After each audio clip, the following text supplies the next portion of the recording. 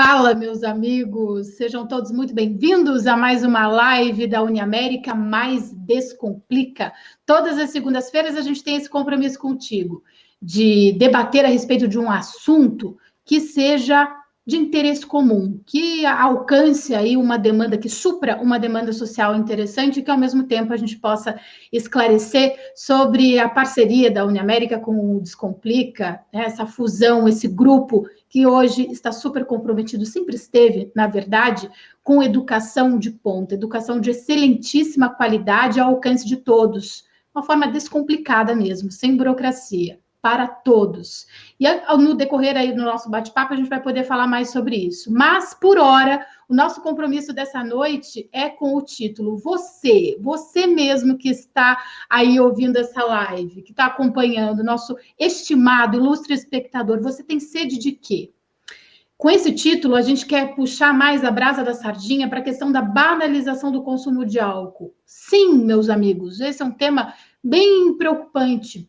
Sabe por quê? Porque além da banalização do consumo de álcool em si, que já é um título, já é um tema interessante para a gente dialogar, nesse período de pandemia, o aumento do consumo de álcool foi bem expressivo, tem sido muito expressivo. Por isso, nada melhor do que a gente dialogar com especialistas a respeito desse tema, mas não por um viés moralista, que a gente sabe que todas as vezes que a gente debate sobre o consumo de álcool por um viés moralista, os resultados são extremamente duvidosos. A gente não quer discutir sobre moral, mas queremos entender um pouco dos bastidores sobre as nossas escolhas, em relação às nossas escolhas, e também as crenças em relação ao consumo de álcool. Por isso, sejam todos muito bem-vindos. A sala já está aberta para vocês todos fazerem perguntas. A Beatriz Castro já está perguntando a respeito do certificado. Beatriz, já o Fred, que é o nosso estimado diretor, vai repassar o link aí para você e para todos da sala. Então, essa live, assim como todas da Uniamérica, ela vale como horas complementares, meus amigos. Então, isso é importante de colocar para vocês. Vou apresentar os nossos ilustres convidados e já o nosso boa noite energizado para todas as pessoas que estão conosco na sala desde as 19 horas e 30 minutos. O pessoal é bem pontual por aqui. Damos as boas-vindas, esticamos o tapete vermelho para o doutor Aiex Neto. O doutor Aiex, pessoal, ele é médico psiquiatra e presidente do Conselho Municipal de Políticas sobre Drogas de Foz do Iguaçu. Sempre esteve envolvido com um trabalho fora de série nessa temática sobre a banalização do álcool e outras drogas. Doutor, seja muito bem-vindo à live aqui da Uniamérica Mais Descomplica. Boa noite, é uma satisfação estar aqui conversando com vocês, né, participando dessa live. É uma alegria muito grande poder debater um assunto tão sério, né, e como a gente vai ver, muito sério, e de uma maneira realmente assim descontraída e sem nenhum viés, né, moralista, porque não leva a lugar nenhum. Muito bom. E as boas-vindas também para o Péricles Zimmermann, que já é parceiro antigo do projeto Antes da Saideira, que hoje tem envolvimento também, né, com a Uniamérica Mais Descomplica. O Péricles Zimmermann é autor de diversos livros sobre abstemiologia, reeducador abstêmio e voluntário em diversos grupos de reabilitação. Péricles, boa noite para você, meu amigo. Boa noite a todos. Um prazer poder estar aqui junto à Uniamérica, ao projeto do Antes da Saideira, da Isabela Colares. Também é um prazer conhecer o Dr. Aiex. E vamos conversar aí sobre abstemiologia, né? Sobre o tripé da abstemiologia, sobre o processo de abstinência, o abstêmio e o que é abstinência em si, né? É um grande prazer. Esse nome é bem, para muita gente, né? Muita gente pode estar se deparando com esse nome, abstemiologia, um nome difícil, pela primeira vez. Então, antes do Péricles explicar para a gente o que vem a ser abstemiologia, eu quero dar o nosso boa noite energizado para toda a turma que está aqui no chat, para o Marcílio, que foi o primeiro a chegar, não, foi o Alisson. Alisson, boa noite para você, boa noite para o Marcílio, boa noite para a Terezinha, boa noite para o Jorge Alberto, que fala de Porto Alegre, Rio Grande do Sul. E boa noite para o Gabriel Schneider, para o Bruno, e o Jorge já começa a aquecer o nosso debate com uma pergunta bem interessante. Tiago, boa noite para você. Fernanda Portela, Boa noite, Fernanda, Deise, Beatriz, Denilson. Ai, Denilson falando lá de Blumenau, pessoal. Denilson, seja muito bem-vindo. A Deise, o Wellington, que está sempre conosco, a Mônica também sempre conosco, a Suzy, Beatriz também, e a Suzy de Campinas. Opa, Beatriz, pode deixar que a gente vai puxar a orelha aqui da turma, tá? Participei e pedi o certificado de uma palestra, e ela coloca aqui em 10 dias e enviar por e-mail, mas passaram os 10 dias e até agora nada, Beatriz. Vamos passar essa solicitação agora para a nossa equipe. Todas as lives da Uniamérica servem, sim, como horas complementares. Todo mundo, todos vocês que estão aqui conosco, têm esse direito ao certificado, tá? A gente vai averiguar aí o que aconteceu, Beatriz. E a gente já vai começar com, antes da pergunta do Jorge Alberto, eu queria que você explicasse, Péricles, por favor, o que é a abstemiologia, afinal de contas? Abstemiologia é um conjunto de estudos, né? Para quem estava cansado de estudar somente a dependência química em si, e então eu resolvi reunir todos os estudos que tem das pessoas que têm 2, 3, 4, 5, 10, 15, 20 anos de abstinência, né? Então, o pessoal que superou a dependência química ou alcoólica, como é que eles vivem, como que eles pensam e como que eles agem dentro desse processo de superação, e não em relação à adicção ou à drogadição em si. Então, a abstemiologia estuda isso. Eu chamo de tripé da abstemiologia, né? Que é a pessoa, o que ela deseja e o processo a que ela se submete. Então, nós temos o processo de abstinência, a abstinência em si, que é o resultado obtido, né? E a pessoa, que a gente chama de abstêmio, né? Então, o que acontece é que, estudando todos esses fenômenos que envolvem a abstinência, a gente descobriu inúmeras formas de abstinência, inúmeros mecanismos e modelos de abstinência, pessoas que desenvolveram processos de drogadição e interromperam antes da adicção e hoje estão em abstinência, né? Então, o estudo da abstemiologia acabou conseguindo trazer à tona inúmeros outros fenômenos que existem, né? Pessoas que possuem a abstinência originária, né? Aquela abstinência de quando a gente nasce, então e não consome álcool ou drogas a vida inteira, né? Não entra nem naquela fase de mero usuário, de usuário abusivo, muito menos de adicto, né?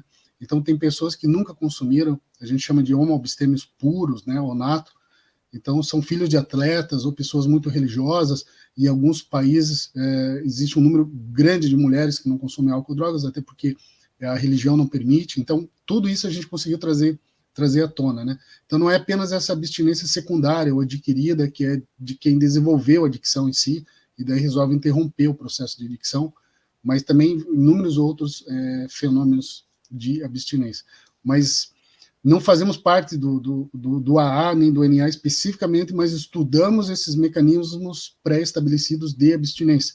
Mas existem muitas pessoas que estão em abstinência só com psiquiatra, só com psicólogo, por força bruta, né, dentro de processos religiosos.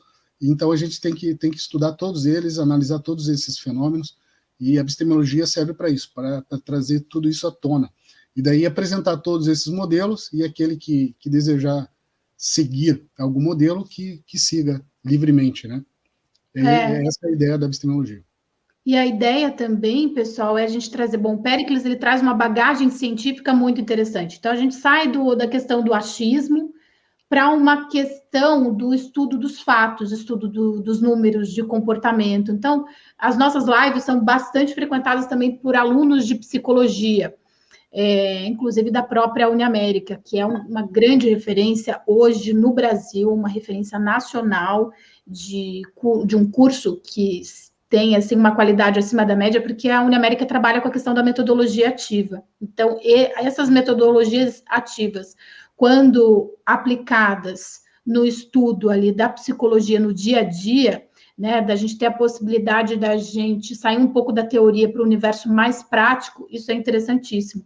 E também é interessante a gente observar, quando eu estou falando assim de um caráter mais científico, a gente se perguntar o que há por trás das nossas crenças, o que há por trás daquela crença que muitos de nós temos, de que a diversão só pode rolar solta a partir do momento que eu alterar o meu estado de consciência de forma artificial. Né? Tem muita gente nesse exato momento que está queixoso ou chateado por se tratar de uma segunda-feira, porque a pessoa vive de sexta-feira em sexta-feira. Aquele momento para ela, do final de semana, é o momento mais prazeroso da vida. E ela acaba desperdiçando outros momentos que são valiosíssimos também, a fim de entorpecer os sentidos.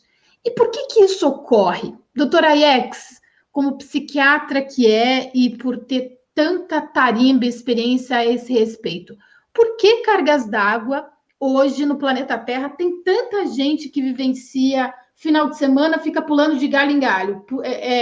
Sábado e domingo tem um valor muito grande, mas chegou a segunda-feira, a pessoa já entra num processo aí de queixoso, enfim, de reclamação no início da semana. O que acontece? A grande questão nessa área, né, não só relacionada ao álcool, mas também às outras drogas, é aquilo que você já falou, né, Isadela? Por que as pessoas usam substâncias psicoativas, né, que são essas que a gente está se referindo, o álcool e outras drogas, porque elas têm a necessidade de mudar o seu psiquismo, mudar a sua consciência, né? Passar a viver um momento que não é o seu momento, né? Então, por exemplo,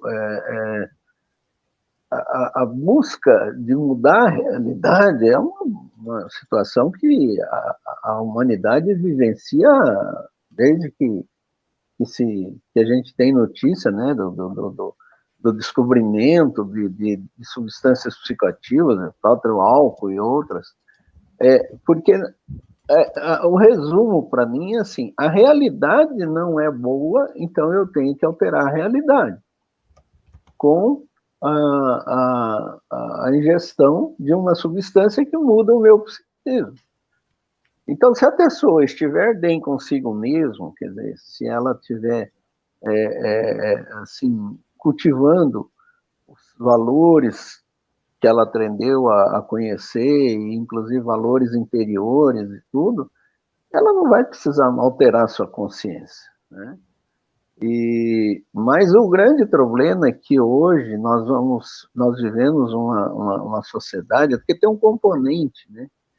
É um componente, inclusive eu escrevi um livro em 2001, né, chamado As Drogas em Tempos de Neoliberalismo, tá? Esse livro, ele foi escrito no mesmo ano em que a Conferência Nacional dos Bispos do Brasil, a CNBB, lançou uma campanha da fraternidade, o título era Vida Sim, Drogas Não. E essa campanha deles, eles têm um manual, eu tenho até aqui na minha estante, eles fazem uma análise da situação, né, das condicionantes que levam a isso, né?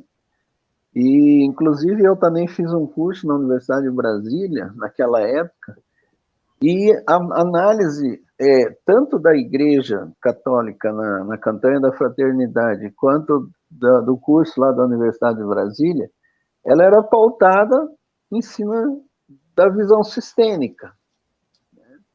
Quer dizer, a visão sistêmica, você tem uma substância, né, é um triângulo, então. Você tem uma substância, você tem uma pessoa e você tem um contexto sociocultural. Então, você não pode deixar de analisar os três contextos, né?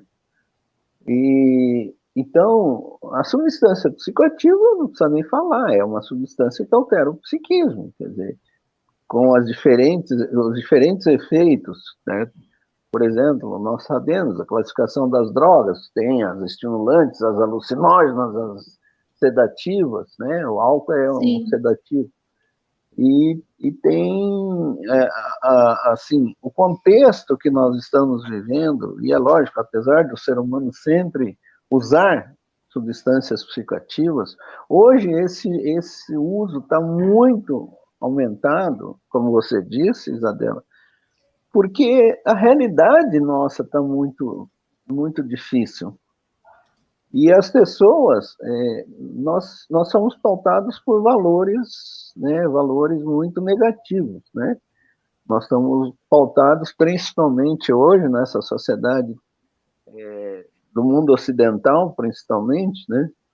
A gente está pautado pelos valores do individualismo, né? Da competição pelo ter, pelo consumismo e do imediatismo, tá?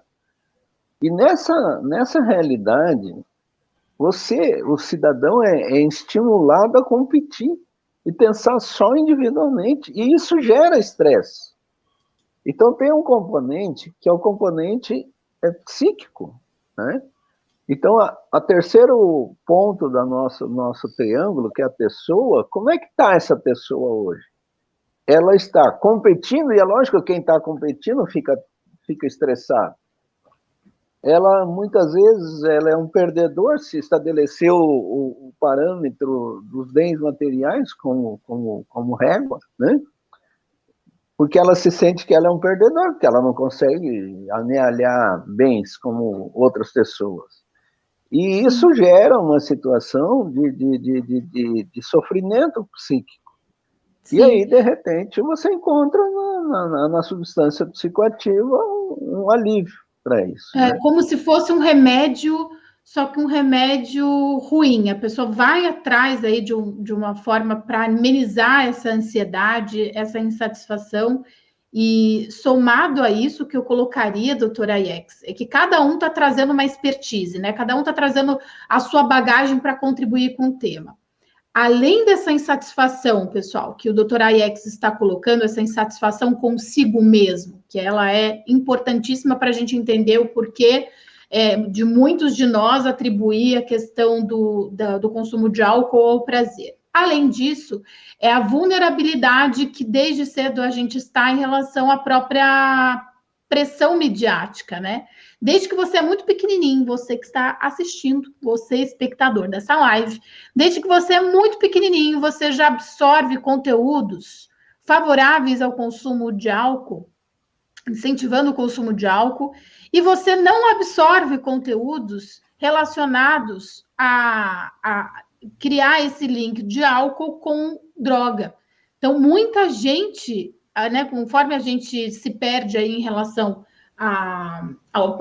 às próprias informações, aos conteúdos, quanto menos informação a gente tem, mais vulnerável a gente fica em relação a esse tipo de crença e a própria pressão midiática. Então, há de se considerar também, além dessas insatisfações que o doutor Aiex colocou, a parte da comunicação.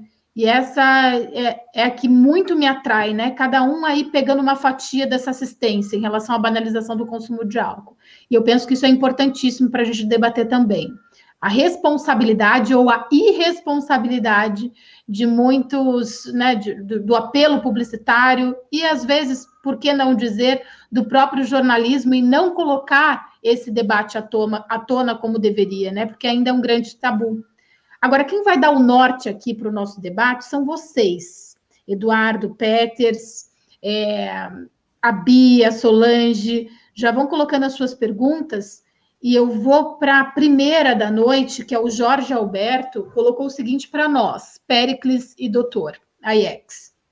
Tem um irmão de criação que fica bêbado todo final de semana. Tentei conversar a respeito, mas diz que bebe socialmente. Então, assim, como são muitas perguntas, rapazes, eu vou pedir que vocês sejam sucintos aí na resposta, tá? Mas vamos começar. Doutora Aiex, o que a gente poderia colocar de uma forma aí resumida para o nosso amigo? Em relação a alguém próximo, no caso, ao irmão dele, que todo final de semana bebe bastante, ele já tentou conversar a respeito, mas o argumento do irmão é que ele bebe aí socialmente. O que fazer nesse caso, doutor? O tema do dependente químico e principalmente do alcoolista, eu tratei de milhares de alcoolistas nos meus 45 anos de profissão, é o seguinte, são os que a gente chama de mecanismos de defesa do ego, tá? Que são mecanismos inconscientes, que a pessoa usa para justificar alguma coisa que ela está fazendo e que está sendo negativo para ela.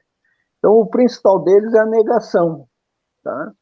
Eu não tenho problema, não, eu bebo socialmente. E isso, inclusive, é referendado pela sociedade. Quer dizer, então, hoje, por exemplo, você sabe muito bem que sair para balada na sexta-feira, tá, né, para beber, realmente normal, né? É normal, entre aspas, né? Então, o segundo mecanismo é a projeção, né? Colocar a culpa em alguém, não, eu bebo porque ninguém me entende, ou porque né, sempre tem alguém que é responsável. E o terceiro é a racionalização, como esse agora, quer dizer, não, eu bebo socialmente, quer dizer, agora, o grande problema é você romper esses mecanismos de defesa, sabe? E é uma coisa assim, esse mecanismo de defesa individual das pessoas é reforçado pela sociedade. Sim. E, Péricles, o que você colocaria aí para ajudar o nosso amigo? Fora o que o Dr. Aiex colocou, o que você acha que vale a pena ser mencionado? Bom, se ele não bebe, se o irmão que bebe, né, socialmente, mas ele não bebe, nós temos aí duas grandes áreas de estudo dentro da abstemiologia, que a gente chama de coabstinência e abstinência paralela, né? A gente sabe que se tem uma pessoa que desenvolve adicção numa família, normalmente existem outros que acabam desenvolvendo, mas a gente também sabe que se tem uma pessoa que é abstêmia, normalmente outros também são. Então, a gente pede para que a pessoa seja abstêmia daquele caminho hipotético ideal, ou seja uma abstêmia bem rigorosa, que isso tende a gerar outros abstêmios. Ela serve como exemplo.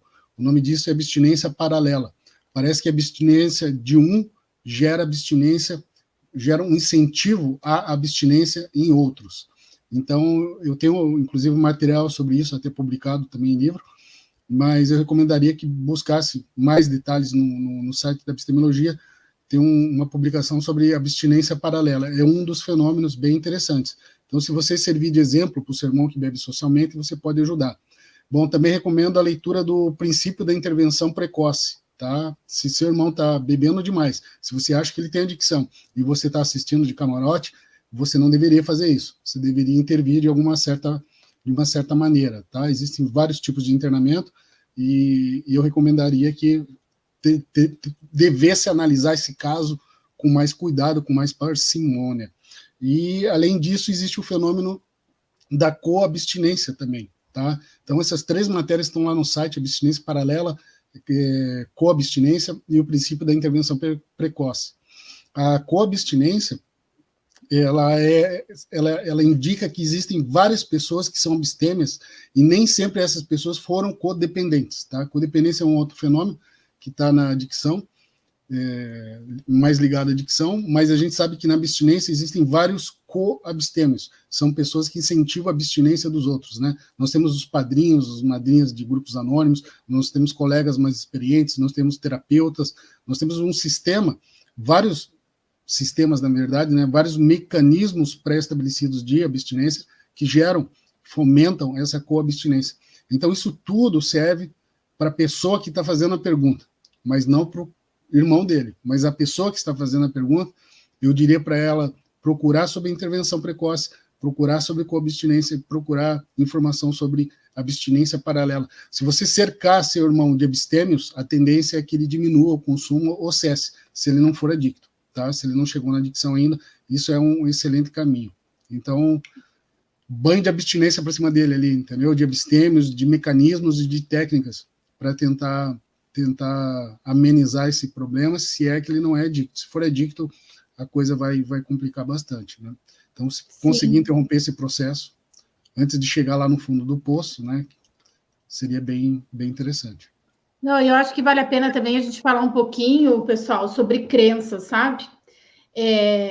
A diferença daquilo que é realmente, aquilo que é real e a crença. Então, muitas pessoas no dia de hoje têm a crença de que só podem se divertir ou se ou se embriagarem ou ingerirem álcool, mesmo que de forma moderada. Essa ligação, isso que é importante a gente entender a psique humana, o que acontece com a forma como a gente pensa. Essa ligação de diversão e álcool, ela, embora para muitos seja real, está mais do que comprovado que entra na esfera da crença. E o Péricles consegue explicar isso para a gente muito bem de forma científica. Por quê? Porque a crença, ela não... esses fatos todos que existe nos bastidores da construção de uma crença, muito... As questões, elas são muito mais complexas do que a gente possa imaginar. E ela não chega ao real, porque tem muita gente que já, mesmo sendo filho de pais alcoólatras, ou tendo toda essa questão da pressão midiática, como mostramos há pouco, ainda assim a pessoa consegue se divertir, ou ter os seus momentos de prazer, dando bolhufas, ou dando uma banana para a questão do consumo de álcool. Então, cada caso, ele é muito específico, né, Péricles? Cada caso é específico. Então, e o universo da crença, ele pode enganar muita gente, né? Muita gente pode hoje afirmar que a diversão ela só pode rolar pelo consumo de álcool, quando, na verdade, a gente sabe que não é bem por aí, né? É verdade. Aí entra outra questão, né, Isabela, que você colocou, o papel da mídia, né? Um país onde você tem propaganda de cerveja sendo veiculada direto na televisão, e essa propaganda mostra, né, que a felicidade ela está em consumir cerveja, mesmo, por exemplo, se veicula uma propaganda de bebida alcoólica com jovens maravilhosos, corpos lindos de moças e rapazes jogando vôlei na praia ou fazendo, né, atividades assim bem lúdicas assim. E inclusive o seguinte, né, muitas ligadas até a aspectos sexuais, né, porque veja bem, hoje nós tivemos várias propagandas, né, que mostravam, assim, na época que se usava mais a garrafa de cerveja, né, o corpo da mulher sendo, né, assim, colocado como uma fantasia, né, que olha, você vai tomar essa cerveja e você vai ter uma mulher gostosa, né, para você sair. Então, não dá para você dissociar a importância da mídia nesse aspecto, né? Porque a motivação individual, ela é uma motivação que depende, como você falou, depende de cada um. Agora, numa sociedade onde há uma apologia de que você usar a bebida alcoólica, você vai sentir muito prazer, vai ser legal, você entendeu? Então, isso é importante, sim, que a gente tenha essa noção. Agora, um grande problema também, que eu, como terapeuta de alcoolismo, eu dei centenas, sei lá, milhares de conversas, palestras e tal sobre alcoolismo, é que as pessoas não têm noção do que é o alcoolismo, né? Elas não têm noção de qual é o papel do álcool, o que o álcool provoca no cérebro da pessoa. O álcool é um desinibidor, né? Ele é um desinibidor. Ele faz com que a pessoa vença artificialmente os seus bloqueios, né?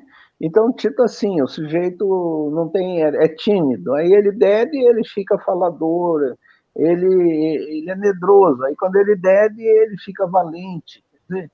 Agora, isso é importante entender que o álcool faz isso no cérebro, porque ele tem essa função de desinibir a pessoa, entendeu? Então, as pessoas pensam assim, não, mas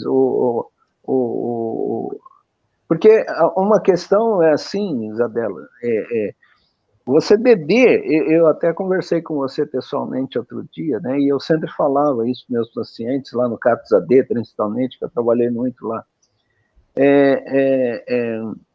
Você pode beber por duas motivações.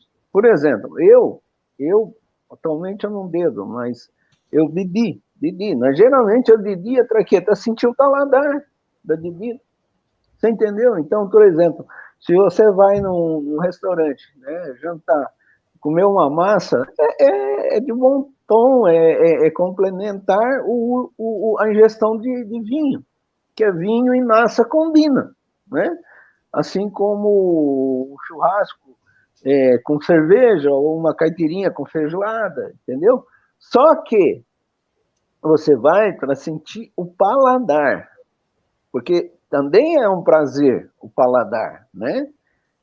Só que tem gente... Então, por exemplo, quantas vezes eu e minha esposa fomos jantar na Argentina, ou aqui em Foz, ou em outros lugares, e a gente vai, pede uma comida, pede uma garrafa de vinho, e toma aquela garrafa de vinho junto com a comida. Quando termina, você está com a barriga cheia, e você sabe que chegou a hora de parar. Mas você foi dedê porque você estava com intenção de sentir o prazer do paladar. Só que o álcool, ele provoca um outro prazer, que é a tal da tonturinha, essa desinibição. Tudo fica bonito, tudo fica fácil, tudo fica maravilhoso. Só que aí, o que acontece? O grande problema é que enquanto você está bebendo, o teu organismo, o teu fígado, principalmente, está eliminando o álcool. Existe um sistema de eliminação do álcool pelo fígado. E aí você fica dedendo, você fica brigando com o teu fígado. Né? E tem outro aspecto aí, doutor, que eu acho mais sério.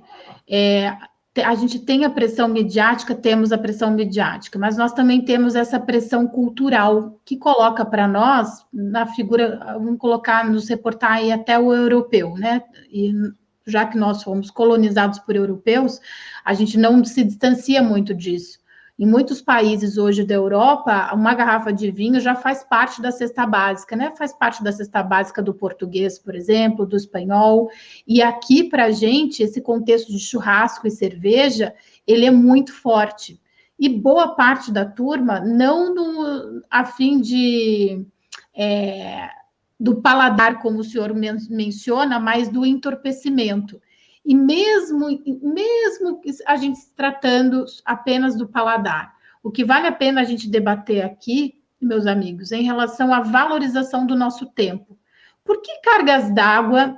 Isso para mim também é uma crença.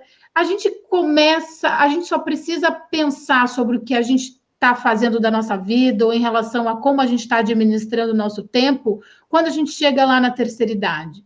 Por que a gente não consegue antecipar? Essa live está sendo veiculada por um centro universitário, né? No caso, a Uniamérica Mais Descomplica. Eu fico imaginando a oportunidade e a responsabilidade que muitos de nós temos de estarmos imersos num contexto universitário. Isso em termos de retribuição. O que a gente está fazendo em relação ao nosso tempo? E o que a gente pode fazer, né, para dar vazão a toda essa bagagem que muitos de nós já tem, que a gente já conquistou. E o poder do nosso exemplo também, né? Como que a gente anda curtindo aí os momentos de lazer. É inevitável, então, que o álcool esteja presente nos momentos de lazer? É isso mesmo? Será que a gente não conseguiria aproveitar, fazer, no caso que a Islândia propôs, a tal da embriaguez natural, utilizar, né, o nosso corpo, que é uma farmácia ambulante, que pode simplesmente produzir uma série de substâncias prazerosas por meio de esporte, de meditação, de trabalho voluntário.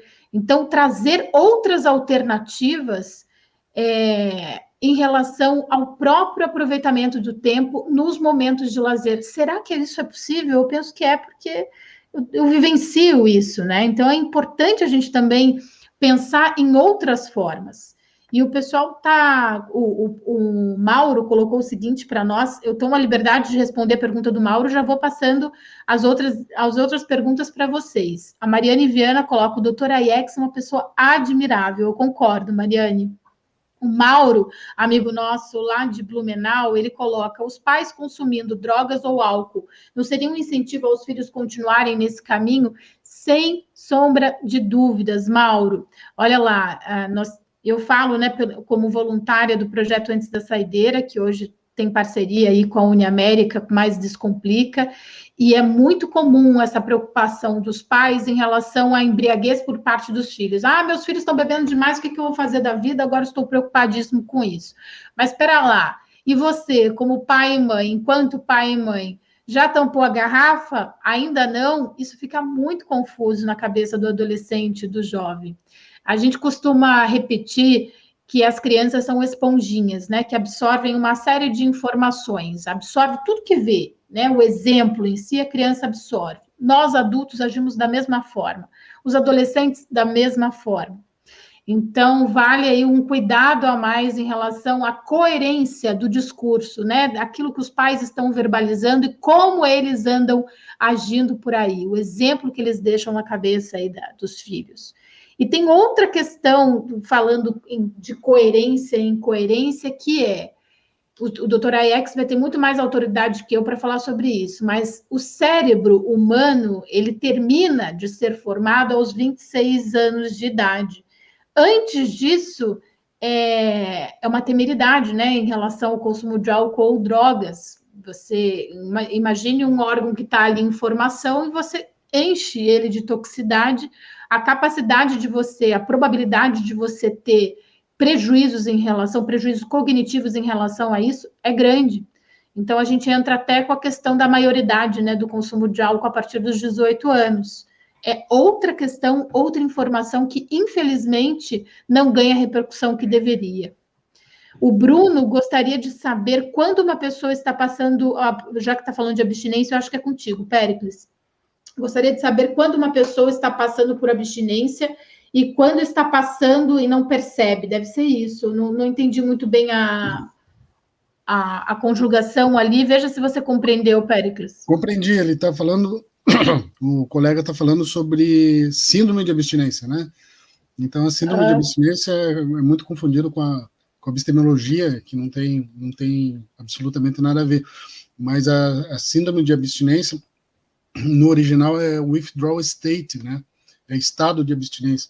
E, na verdade, eu já sugeri diversas outras formas para a gente mudar o nome, porque a abstinência não é o problema, a abstinência é a solução, né?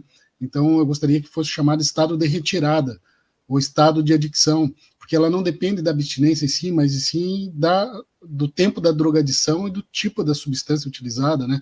Os critérios dela não são a pura e simples interrupção do uso, mas sim a droga. Por exemplo, uma pessoa que nunca usou droga não tem síndrome de abstinência, né? Quem tem síndrome de abstinência é quem usou drogas ou álcool. Então, essa síndrome de abstinência, no original, é o withdrawal state, né? Então, eu recomendaria que fosse usado mesmo estado de retirada, o estado de abstinência. Mas não tem problema, se a pessoa tiver muita dificuldade em entender, basta pensar em sobriedade, tá? O que também não é correto, sobriedade, mas pense na abstinência como sobriedade, tá? A sobriedade também é um pequeno equívoco, porque é possível beber de maneira sóbria, tá? É possível fazer determinadas coisas de maneira sóbria, e você pode consumir álcool, drogas com certa sobriedade. Aliás, é o que 90% da população brasileira faz, porque é mera usuária, consome esporadicamente e de maneira equilibrada, então de maneira sóbria, né? Então eu prefiro a expressão abstinência mesmo, que é tentar abster-se do maior conjunto possível de drogas ou álcool, né? Principalmente daqueles que travaram a vida de quem desenvolveu a adicção. Então, o que o colega está falando é sobre a síndrome de abstinência. Isso são vários critérios, né, utilizados, principalmente médicos, o que foge da minha área. Mas não é fácil, tá? A gente sabe empiricamente, eu chamo de abstêmio menor, com base em Kant, né, o conceito de menoridade de Kant, que a pessoa não consegue caminhar pelas próprias pernas até atingir a sua maioridade. Então, eu chamo de abstêmio menor, a gente sabe que é até 2 ou 3 anos de abstinência. Ou seja, após 2 ou 3 anos da interrupção do consumo de drogas ou álcool, a pessoa ainda tem muita dificuldade. Depois de 2 ou 3 anos, matematicamente, a probabilidade de ficar em abstinência aumenta, tá? E a cada ano ela aumenta um pouquinho mais. Então, a gente sabe que esses 2 ou 3 primeiros anos são bem difíceis. E a gente tem a síndrome de abstinência nessas fases aí iniciais. Eu já vi alguns casos de um psiquiatra falando sobre síndrome de abstinência com 8 anos de abstinência ainda, alguns efeitos e tal que pode causar. Mas isso é outra coisa, tá? Eu chamo da fase de abstêmio menor. É o período do choque de realidade, né? que é desses 2 ou 3 anos que são os mais difíceis. A gente sabe que a cada 30, 60, 90 dias, o número de abstêmios que a gente tem vai diminuindo, tá? Até 2 ou 3 anos, quando ele tende a estabilizar. Então, se a gente tem 1.000 pessoas com 24 horas, daqui 30 dias vai cair o número, daqui mais 30 cai de novo, depois cai de novo, até 2 ou 3 anos. Com 2 ou 3 anos a gente vai ter um determinado número, vamos chutar aqui um número, por exemplo, 100.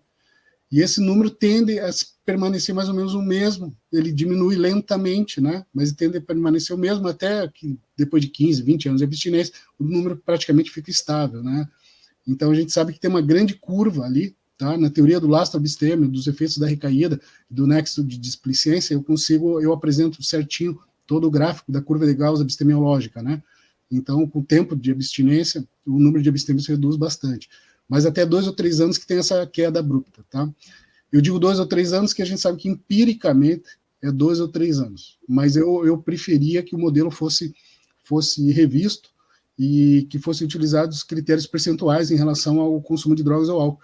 Determinadas drogas, ou o tempo de uso, se a pessoa usou 30 anos, talvez vamos usar aí 20%, né? Então seriam 6 anos nesse período, tá? Para poder fazer uma análise melhor matemática, né? Tá? Mas a gente sabe, né? Também tem o efeito Linde, né? É um efeito da probabilidade, mas a gente sabe que até 2 ou 3 anos é mais difícil. E a síndrome de abstinência está dentro desses 2 ou 3 anos, na grande maioria dos casos, é uma série de problemas. Agora, ela não é tão grave depois dos 2 ou 3 anos. As recaídas depois dos 2 ou 3 anos, recaída com 5, com 10, com 15 anos, elas não derivam da síndrome de abstinência, tá? São outros modelos, são outras fontes, são outras circunstâncias que fazem recair, tá? Não só notícias ruins, e também notícias boas fazem recair, tá? Eu já vi pessoa recair depois que o filho nasceu e a vida dela estava muito boa, ela com 15 anos de abstinência. Então, notícias boas também levam ao processo de recaída, tá? Tá. Importante você falar isso, né? A questão do consumo com a euforia e a depressão. Então, muita gente, até pela pandemia, né? Quando eu coloquei, foi uma pesquisa de 2020, de que houve um aumento de 38% do consumo de álcool, de venda de álcool, de bebidas alcoólicas nas distribuidoras. Em parte, né, os especialistas atribuem a essa questão da pandemia, do indivíduo solo, né, sozinho, e aí criou-se a questão dos bares virtuais. Mas tem tanto essa questão do se sentir sozinho, frustrado, queixoso, uma série de coisas que o Dr. Aiex bem colocou na introdução, a insatisfação do indivíduo consigo mesmo, como também em situações de euforia, que também resvala no processo de crença, né? A pessoa eufórica precisa dar vazão a essa euforia consumindo bebidas alcoólicas. Tem uma questão para o Dr. Aiex, e depois eu volto para o Péricles. Fernanda, a Fernanda Portela tem uma pergunta para você, Péricles. Eu já passo para a Fernanda. Antes eu queria, doutora Aiex, por favor, que o senhor colocasse e respondesse a pergunta aqui do Gabriel Schneider. Ele pergunta por que a abstinência do álcool comparada a outras drogas é tão forte, como lidar com esses casos? Antes do doutor Aiex responder, Gabriel, eu só vou interferir aqui, me meto mesmo, porque assim, a gente não vê tanta propaganda, aliás, nós não vemos, né, com exceção dos filmes, em relação às outras drogas. O incentivo ao álcool é enorme, desde que você é muito pequeno, viu, Gabriel? A gente já saturou o nosso aparelho psíquico de tantas informações positivas em relação ao álcool. E ele ainda fortalece aqui na pergunta, doutora Aiex, é certo dizer que o processo de abstinência ao álcool é o mais difícil de se passar? O que você acha, doutor? Não. A dependência de opiáceos é muito séria, né? Muito séria. Inclusive, a gente tem, assim, relatos, tem filmes, né, que mostram, por exemplo, a questão da dependência. Tem um filme, Eu, Cristiane F., Drogada e Prostituída, um filme clássico, né, que era uma moça que era dependente de ópio, né, Então, o álcool, é importante que a gente entenda o seguinte, que existem, falando em abstinência, você tem que falar em dependência, né?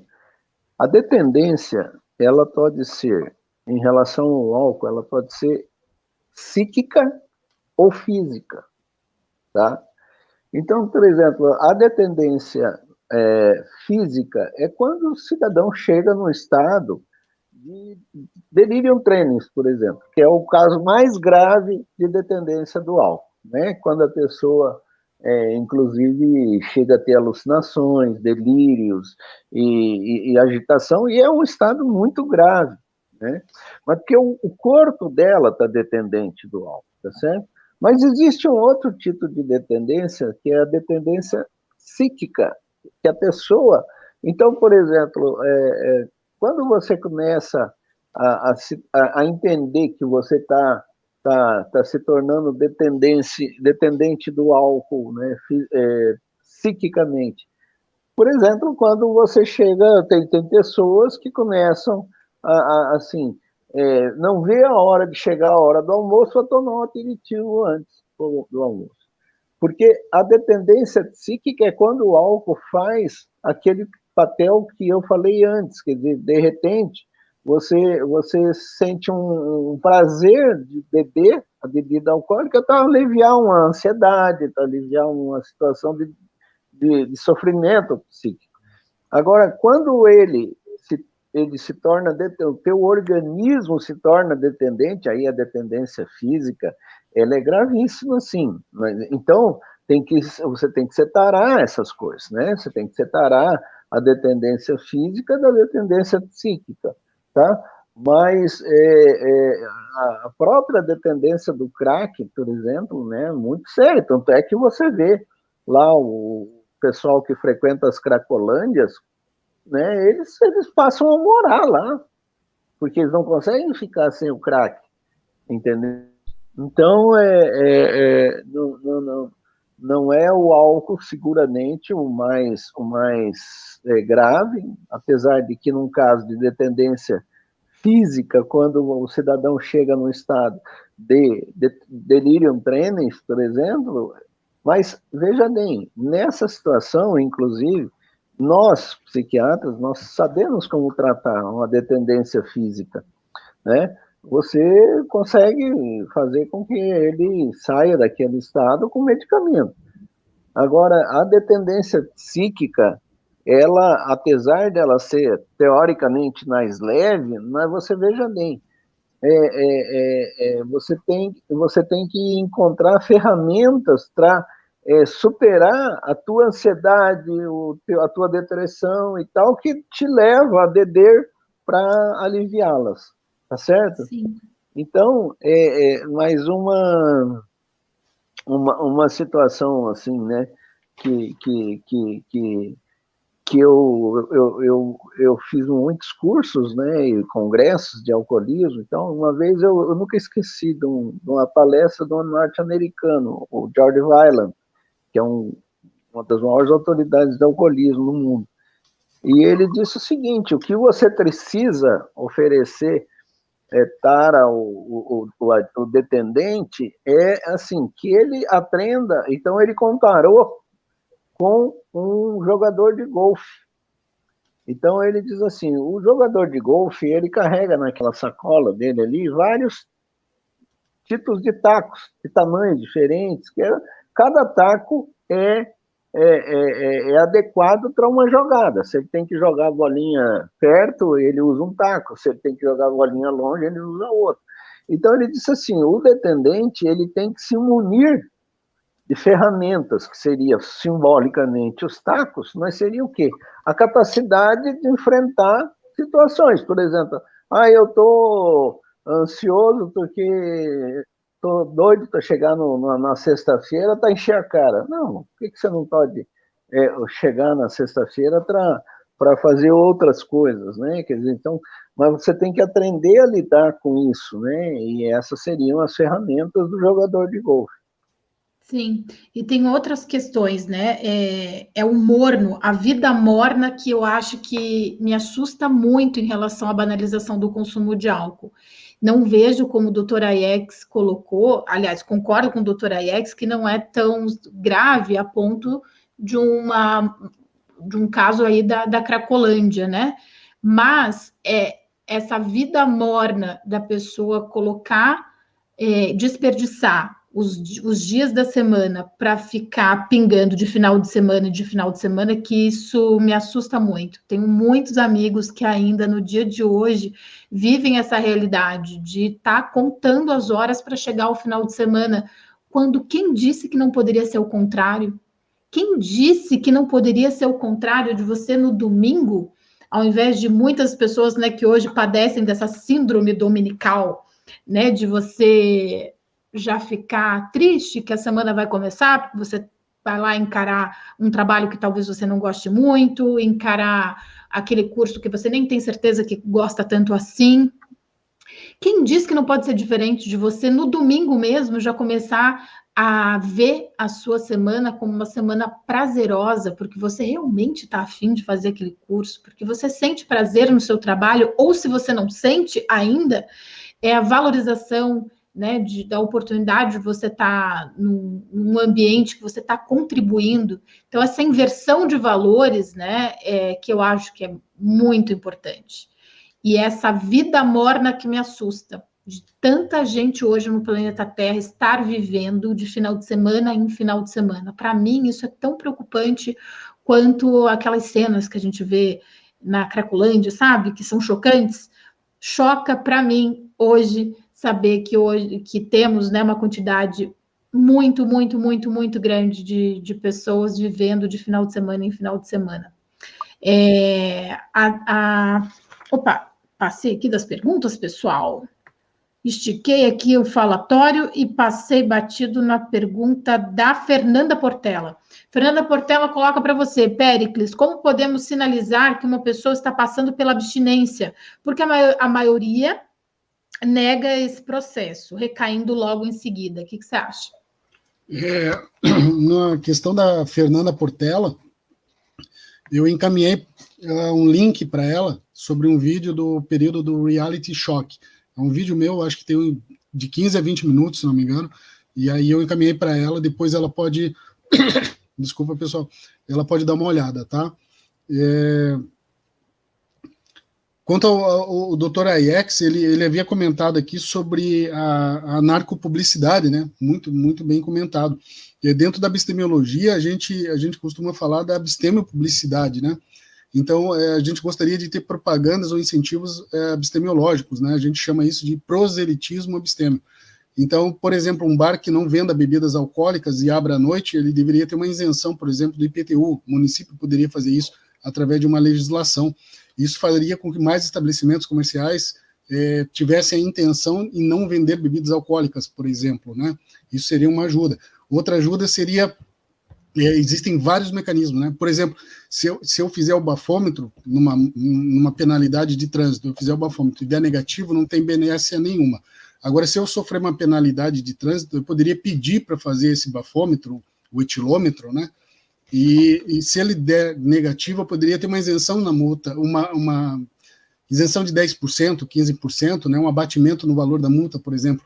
Isso faria com que as pessoas tivessem um incentivo em dirigir sem estar alcoolizadas, e não apenas serem punidas por estarem alcoolizadas. Então, a gente chama isso de incentivos abstemiológicos, né? Existem vários mecanismos. Por exemplo, o próprio plano de saúde é um contrato de seguro. Então, a gente sempre diz que por que eu não posso apresentar para o meu plano de saúde um toxicológico negativo e, com isso, ter um abatimento no meu plano de saúde de 10%, 15% a cada 3 meses, 4 meses, né? Então, poderia ter incentivos, já que o meu plano de saúde de um abstêmio corre muito menos riscos do que um plano de saúde de um alcoolista, por exemplo. Então, a gente poderia ter esses incentivos, né? A mesma coisa na área trabalhista, com muito mais cuidado, a legislação teria que ser muito mais cuidadosa nesse aspecto, mas dentro da área trabalhista também o funcionário poderia apresentar espontaneamente um toxicológico negativo e, com isso, ter um aumento no valor do salário dele, né? Eu não vejo problemas nesses aspectos. E muitos outros, tá? A gente chama isso de locais de abstinência geográfica, poderia ser feito um rol desses locais, e esses locais que sejam de abstinência geográfica, que cumpram determinados critérios, têm determinadas isenções tributárias. Porque hoje, se você abrir um estabelecimento comercial que não venda bebidas alcoólicas e abre à noite, você está fadado ao fracasso, né? Você não tem motivos. Então, precisa incentivar esse ramo. Uma das formas é esse tipo de incentivo, né? A gente chama de incentivos da área da abstinência, incentivos para quem não bebe, incentivos para quem está afastado do consumo de drogas e álcool, e não apenas punição para quem consumir drogas ou álcool e praticar determinadas atividades, né, ou conduzir veículos e tudo mais. Então, existe uma área muito grande dentro disso. Eu tenho um material sobre isso chamado proselitismo abstêmio, tá? Que não é ir contra a adicção, mas sim a favor da abstinência, né? Então, não basta tributar bebidas alcoólicas com grandes valores, tá? Mas poderíamos tributar bebidas que não são alcoólicas com valores muito baixos. Isso incentivaria o consumo de bebidas que não são alcoólicas, tá? E por aí vai. Então, agora, será que... Desculpa interromper, pode falar. Pode falar. Sorry. Não, será que a gente não começa a desconfiar do montante de dinheiro que rola nos bastidores das vendas de bebidas alcoólicas, o que ocorre no próprio Congresso Nacional, o lobby que existe em relação à banalização do consumo de álcool e o que há nos bastidores das nossas crenças? Por que a gente pensa da forma como a gente pensa? Quando a gente fala que o comercial da fralda da Turma da Mônica hoje divide o mesmo espaço que a cerveja X, isso não é pouca coisa. Tem muita grana envolvida no processo, né, da gente pensar como a gente pensa. E eu acho que é importante, a gente falou que não quer debater a respeito desse assunto por um viés moralista, mas a gente pode debater a fim de instigar a nossa capacidade crítica. Não achem vocês, meus estimados amigos desta live, que não tem uma grana bem grande para aquele comediante, para aquele ator na comédia americana estar segurando uma long neck de Budweiser. Tem muita grana envolvida no processo. E os nossos filhos, né, os nossos sobrinhos, desde cedo naquela comédia, aquela televisão que fica ligada ali na sala, desde muito cedo a gente já vai acostumando a relacionar bebidas alcoólicas a momentos prazerosos, a momentos festivos. Então, isso é muito sério, né? Não vamos debater sobre o aspecto da moral. Isso, como a gente colocou, os resultados são muito duvidosos. Mas instigar nossa capacidade crítica eu acho que é algo bem inteligente a se fazer. O Denilson coloca aqui, a pergunta dele, né? A falta de um objetivo de vida pode ser uma das causas para a pessoa beber? Olha, meu amigo Denilson falando de Blumenau, Santa Catarina, eu penso que sim. Péricles já colocou, a abstemiologia já colocou lá, sim. Péricles, tem uma questão, viu, meu amigo? Você colocou para o Denilson, dá uma olhada no link e baixa a apostila, mas eu não vi link nenhum, e o pessoal pediu o link. A Odile Murici, cadê o link da apostila, Péricles? O pessoal está perguntando. Eu mandei vários links. Péricles. Aqui a nossa live é assim. Eu mandei vários links pelo chat do YouTube, tá tudo no chat do YouTube, tá? Foi enviado para lá. Tá. Entendi. Então você já colocou lá isso? Já tem 3 links lá de apostilas de material no chat do YouTube, tá? Tá bom, tá ótimo. Pessoal, estamos nos minutos finais aqui, e antes das considerações de vocês, eu lembro que já como é uma live que está intimamente relacionada à parte de saúde emocional, se vocês que estejam assistindo essa live nutrem algum tipo de interesse de se aprofundar, de estudar mais sobre a psique humana, hoje um dos cursos de maior referência de psicologia, né, no país é o ofertado pela Uniamérica, Mais Descomplica, e eu tenho muito orgulho de falar nisso, porque sou estudante de psicologia e eu consigo vivenciar na prática a questão desse trabalho, do estudo da psique humana na prática, desde o meu primeiro período, pelas metodologias ativas. Então, curso fora de série, que eu indico aí para quem tem interesse nesse tema, e também para as pessoas que queiram entender, compreender, né, num pedido de ajuda. Será que eu tenho algum tipo de dependência? Será que eu me enquadro aí em alguns temas que esses 3 colocaram aí para mim nessa segunda-feira à noite?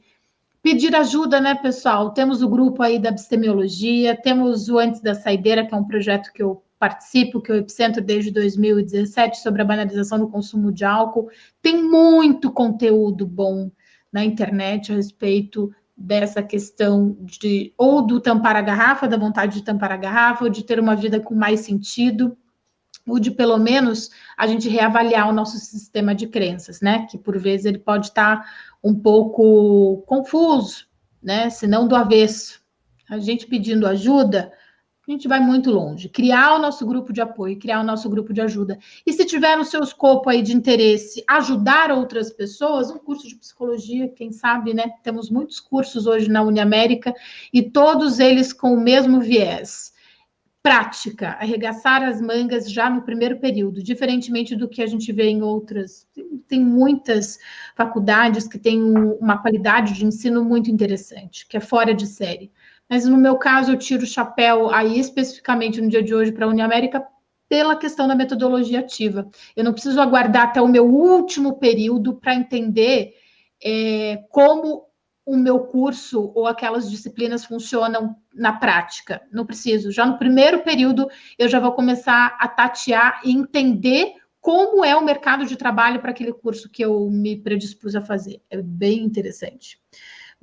O Jorge coloca, será que um dia veremos aviso nas bebidas de que isso faz muito mal? Pois é, rapaz. A questão que eu colocaria... O que vocês acham rapidamente aí? Sim, não? Será que um dia veremos um aviso? Eu acho que vai... Eu acho, tá? Não sei se é uma visão um pouco poliânica, mas que lá na frente vai ocorrer com a bebida alcoólica o que aconteceu com o cigarro. É a impressão que eu tenho. É um chute, bem no chutômetro meu. O que você acha, Aiex?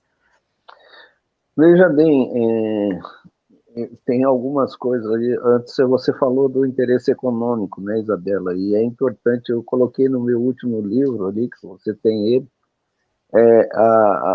há um dado que eu não canso de repetir e que as pessoas não sabem, né? Entre os 6 homens mais ricos do Brasil, os bilionários do Brasil, 3 são sócios da AB InBev. É o Jorge Leman, o Herman Telles e Carlos Alberto Sicutira. Eles são bilionários, eles são entre os 6 homens mais ricos do Brasil. E eles fabricam o quê? Bebida alcoólica. E eu, há muito tempo atrás, a Folha de São Paulo fez uma matéria mostrando que a InBev, que na época era a Ambev, ela elegia cerca de 150 deputados federais no Congresso para não deixar mexer com os interesses dela. Então, por exemplo, essa questão da propaganda da bebida alcoólica na televisão, que aconteceu com o cigarro, tiraram a propaganda de cigarro da televisão. Nós temos que lutar para que tire também da bebida alcoólica, né? Outra coisa, no cigarro, está lá, né? Isso aqui pode causar um monte de problemas, vocês sabem como é que é no cigarro. A bebida também tem que passar... Eu acredito que nós vamos ver isso sim, mas depende de quê? Depende da sociedade lutar contra os interesses mercantilistas dos que levam lucro com isso. Agora, você veja bem, nós temos no Brasil, 7% das famílias brasileiras têm um alcoolista. Isso é dado de uma pesquisa da Fiocruz. 7%, isso é pandemia. Tá? Agora, vocês conhecem alguma campanha de prevenção do alcoolismo no Brasil? Não. Por quê? Porque a InBev, ela tem os seus deputados federais que lutam para que não mexam com isso. Você entendeu? Sim. Então, é complicado isso, sabe? Porque é nesse sentido que, inclusive, eu disse no início, na campanha da Fraternidade 2001, da Igreja Católica, né? Eu não defendo a questão religiosa, mas, assim, eles fizeram uma análise muito boa sobre isso. Por quê? Porque mostra o seguinte, que por trás disso tudo existe também, além do problema individual de cada pessoa, existe o interesse econômico, sabe? Sim. Então, porque é o tipo da coisa. Veja bem, é como você falou, Isabela, chega no final de semana, o que eu vou fazer? Eu vou encher a cara? Tá? Por que eu não vou ler? Aqui, ó, igual eu, tenho aqui um monte de livros. Por que eu não vou ler? Doutor, sim, mas é que eu concordo contigo, mas assim, é que as opções, eu concordo contigo, mas a gente, por muito tempo, nós ficamos só no incentivo ao consumo. Aí, quando hoje a gente propõe que as pessoas leiam mais ou que façam práticas, né? Pratiquem atividade física ou outras coisas que deem prazer, é muito complicado, porque as pessoas receberam muitas informações, os incentivos são muito grandes. Para reverter esse quadro, eu acho que a água mole, pedra dura, tanto bate até que fura. Hoje a gente já começou, né? Um debate como esse, ele para mim, Isabel, sou suspeita para falar, já que eu sou voluntária do Antes da Saideira, mas é muito valioso. Doutora Aiex, agradeço demais a sua participação, muito, muito, muito, muito. Não só hoje, né, mas de todo o trabalho que você faz há bastante tempo em relação a essa parte de minimizar, né, os prejuízos em relação ao consumo de álcool e drogas, através de políticas públicas, em especial no município de Foz do Iguaçu. Agradeço demais e estamos juntos, hein, Aiex? Sempre, sempre. Muito bom, sempre juntos. Péricles, sem palavras também para agradecer a sua parceria, agradecer as suas informações sempre de ponta, e logo, em breve, teremos mais novidades aí para o pessoal nessa parceria do Antes da Saideira com a Abstemiologia, hein, Péricles? Assim eu espero, hein? Tá bom, obrigado, agradeço. Digo para o Marcos, Simone, Carla e Camila Souza, que me encaminharam perguntas pelo WhatsApp e um por e-mail, Marcos pelo e-mail. Eu vou responder no privado, tá? Pode deixar que eu já encaminho os links para vocês também. Muito obrigado, Sérgio... Isa, doutora X, prazer. Prazer muito também, Pérez. O Sérgio da Sena colocou a opinião dele, né? Se o retorno for menor que os ganhos, com certeza vão fazer o mesmo que hoje é feito com cigarro. Inconsistente já está pré-alinhado desde a infância. Para mudar isso seria as próximas gerações, assim que eu penso. Então, por isso que tem um debate como esse, Sérgio. Veja lá, a possibilidade da gente pensar fora da caixa, pensar diferente, porque eu tenho que fazer exatamente o que os outros estão fazendo, né? Porque eu não posso aproveitar o meu tempo de forma mais racional, produtiva para o grupo. É um debate que vale a pena a gente ter, viu, a respeito de liberdade e o impacto das nossas escolhas, né? Não tem mais o eu sozinho, tudo que eu escolho no dia de hoje impacta o grupo, inclusive aos finais de semana e o que eu decido fazer nos meus momentos de lazer, estão impactando a todos. E os seus impactos, hein? Você que está assistindo essa live, eles são positivos? Eles realmente valorizam o grupo ou valorizam só a você mesmo? É com esta provocação que finalizamos mais essa live da Uniamérica Mais Descomplica, e eu coloco aqui para finalizar o link da Uniamérica para vocês darem uma espiada na gama valiosa de cursos que nós temos à disposição de vocês. Tá bom? Sérgio, eu que agradeço. Agradeço a todos vocês e até a próxima segunda, mais uma live. Até mais, pessoal. Abração.